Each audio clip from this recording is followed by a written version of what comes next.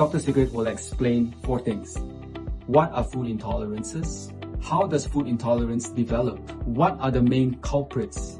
And finally, how do we manage food intolerances? Firstly, what are food intolerances? Food intolerance is when a food goes into our digestive system and the immune system, which is in our intestines, starts to respond to the food in a negative way. So it starts to produce inflammatory compounds, which then enter our bloodstream and can create a reaction anywhere in the body. So it could be a digestive reaction like bloating, diarrhea, constipation, but it could also be a reaction elsewhere in the body, like on the skin. So the person then develops more eczema.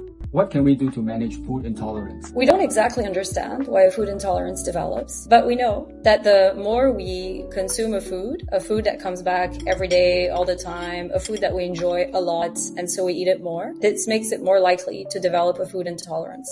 It's less likely to be intolerant to a food that we're never consuming. So if a person never eats eggs, or very little, it's unlikely that eggs would be a major trigger for their eczema. However, if a person is eating nuts every day and their favorite nut is almonds, then it's more likely that this is the culprit flaring up their eczema. When did I start eating eggs? Around 3 months ago, I think. When you start to diet, So, he stopped eating McDonald's 3 months ago, and then he went on to a diet of eggs, chicken, and salmon. You can see here that it took 3 months of exposure to egg whites before his skin started flaring. This is very insightful because if you are suffering from TSW and moving on to an elimination diet, it is very important not to be too narrow in your food choices. If you're moving on to a healthy diet to manage your TSW, it is important to know that you cannot rely on eggs and nuts and even fish like salmon.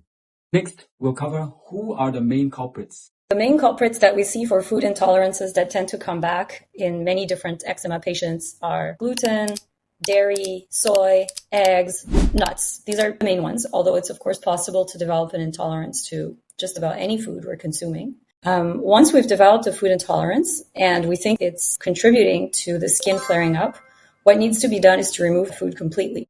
Yeah, I'll try to minimize the egg consumption slowly. Cannot. Note here that Dr. Sigrid is emphasizing completely. So say the person was eating eggs every day and the flare-up is quite bad. If they start eating eggs every other day, it won't make a difference because basically the inflammation has a momentum of its own and it doesn't take much for it to continue flaring. So the only way to get it to calm down is to avoid eggs completely for a period of time, typically a minimum of 2 weeks, before we start seeing an improvement in the skin. So it's quite slow. In the case of Dexter here, it is egg white. But for many of you, it could be sugar, dairy, wheat, or even nuts. Then the question becomes, can I minimize my consumption of sugar, dairy, wheat, or nuts? Or do I have to cut it out completely? And finally, how do we begin to reintroduce the offensive trigger again? Once the skin has calmed down, we advise that people avoid as much as possible their food intolerance for at least half a year. If things are really quiet for about half a year, they can try to reintroduce the offensive food, so in this case, eggs, and see what their body will tolerate. So for many people, having eggs a couple of times a week might be fine. Many people can go back to an almost normal diet, but for others, they'll notice that when they have it a little too frequently, the skin will start flaring up again. Just to share my own personal experience, I have tried food elimination before, and I was off gluten and dairy for 1.5 years, which is a long time.